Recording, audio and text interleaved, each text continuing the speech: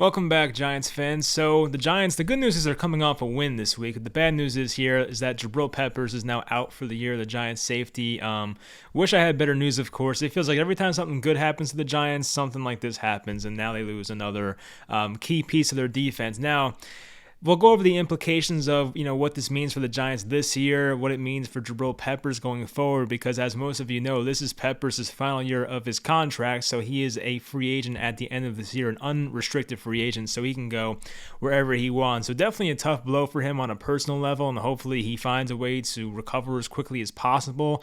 Getting injured in the middle of the season like this is not what you want to see for a player. I guess it could have been worse. It could have been like week 17 or something, but still, this is not what you want to see in a contract year. He's still 26, so he has some youth on his side. He should be able to return at some point, but just not what you want to see, especially in a contract year for Peppers on a personal level. So there was that. Now, also, according to Pat Leonard, the Giants are also cutting the cornerback Josh Jackson, who the Giants traded for from the Packers. I don't think Jackson was active for a single week. I think he was a healthy inactive every single week. I could be wrong, but more times than not, he was inactive. And they also cut David Sills, everyone's favorite Giant wide receiver. He came in on Sunday and had the drop pass on a slant, and that's probably the end of his Giants career. Maybe. We'll see if he comes back at some point. Anyway, they signed defensive back J.R. Reed off the Rams practice squad. I forgot I knew who J.R. Reed was. J.R. Reed was a safety for Georgia. He played there for 3 years, I believe, and played somewhere else his freshman year. It might have been like Tulsa or something, but he played somewhere else his freshman year. And J.R. Reed for the Georgia Bulldogs was a pretty good player, honestly. He was there for a long time, of course, and he was a guy that had a bunch of tackles, had some tackles for loss, had plays that were he was making a difference. He had some interceptions, of course. I'll look at his stats real quickly, but J.R. Reed was one of those guys that in college was making plays. He was never really a sought after guy because his measurables and he was never like a freak athlete, so he didn't go that highly in the NFL draft. I'm trying to think where he was drafted. I don't even know if he was drafted, honestly. But basically, in 3 seasons, he had 109 solo tackles. He had 9 tackles for a loss, which is pretty good for a safety. Had 3 sacks and had 5 interceptions. So yeah, he's a pretty decent player in college for them. But I definitely went back and watched some of him because when I went back and watched Tay Crowder, you would always see J.R. Reed pop up on tape because they played on the same defense. Now the Giants have like a bunch of Georgia guys. Andrew Thomas, J.R. Reed, Azeez Ojulari, and Tay Crowder. Like, that's 4 guys right there that I believe all play on the same team at the same time. So we're kind of building like a Georgia North here for the Giants. But anyway, so Josh Jackson I'm kind of disappointed with. I actually had some high hopes for him. He was a former high second-round pick with the Packers, a bigger cornerback. He was really good in college, and I'm just surprised he never got a chance. I really thought he would. I thought it was a really good move by the Giants. So, it sucks that happened, but I guess for some reason, whether it was something the coaches saw in practice or maybe something else, Josh Jackson was not given the chance. And as for David Sills, I liked what I saw in preseason, but it was just never going to come to fruition, especially with all the guys the Giants signed this offseason between Galladay and John Ross, and now having Slayton and Shepard back, and having Kadarius Toney when he's healthy. There was never a role for David Sills, unfortunately. So it is what it is. But I guess the good news is that if David Sills was cut, I'm assuming that may bode well for the health of a Sterling Shepard. Sometimes you can kind of foreshadow these moves.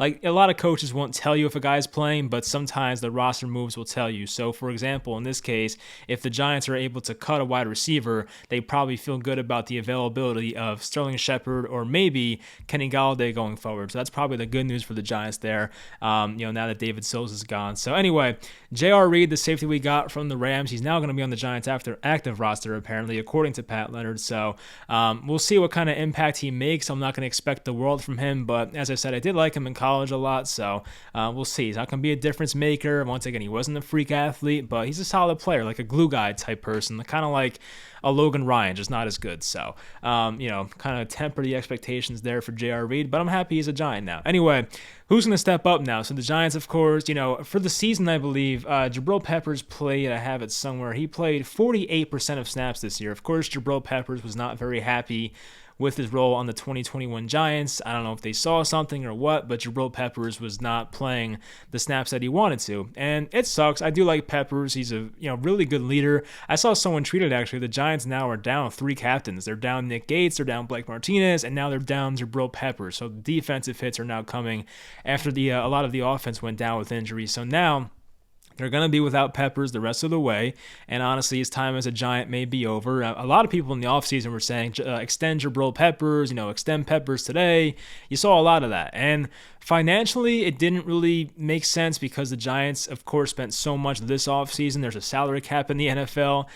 You got to think about the future, of course. Daniel Jones, if he continues to play well, may have a contract extension at some point. There's other guys that have to get paid on this team. If Saquon Barkley's going to be a Giant, they might want to pay him as well. So there's other guys on this team that have to get paid. And, I never thought Peppers had much of a future here. I figured this was going to be it. I thought maybe they would franchise tag him, but especially now with the ACL injury, I would assume the Giants are going to let him go. So that's probably how it's going to go for him. But definitely not the way he wanted to end his Giants career, unfortunately. So anyway, Logan Ryan's still here. Now, Julian Love might play a lot more. Julian Love has played more in recent weeks, whether it's slot corner or playing safety. I'm sure he'll play more now in the wake of this injury. Of course, McKinney's still there. Nate Ebner's not going to play on defense. I hope not. And then there's J.R. Reed. So, J.R. Reed may actually get in there at some point, honestly. Looking at the depth chart right now, they don't really have much safety depth. The only safeties on this roster listed are Ryan, Love, McKinney, Ebner, J.R. Reed. So J.R. Reed may play at some points this year. He may take a couple weeks to get acclimated here, but J.R. Reed in his NFL career has only played 11 snaps total, and none of them were on offense or defense. It was special teams. He has 6 on kick coverage and 5 on kick returns. So only has played 11 snaps in his NFL career, and they were all on special teams. So no defensive experience right now for J.R. Reed, but he's had a ton of college experience and played at a high college level, of course, at Georgia. So, he's not like a lost cause, but he's not going to come in here and probably play 30 defensive snaps right away. I would not expect that. If he plays a lot of snaps on defense against the Chiefs, I would be shocked. But anyway, so the Peppers injury, I didn't actually say what it was. I may have in the beginning, but it was called a ruptured ACL, which you don't see too often. Most times it's torn ACL. You don't see ruptured ACL too much. I don't know if that's worse or what. I'm not a doctor, but you don't see it worded like that very often. He sprained his ankle as well, and they were both on his right leg. So he sprained his right ankle and he ruptured his right ACL on his right knee. So that's not what you want to see there, of course. And, it's not like Peppers was playing every snap for this team and whatnot. As I said, he was playing less than 50% of the defensive snaps. But you talk about a guy who was a leader in the locker room, and he still made plays for them. Like even last week, had that big sack against Sam Darnold. He had a big run stop, I believe, last week as well.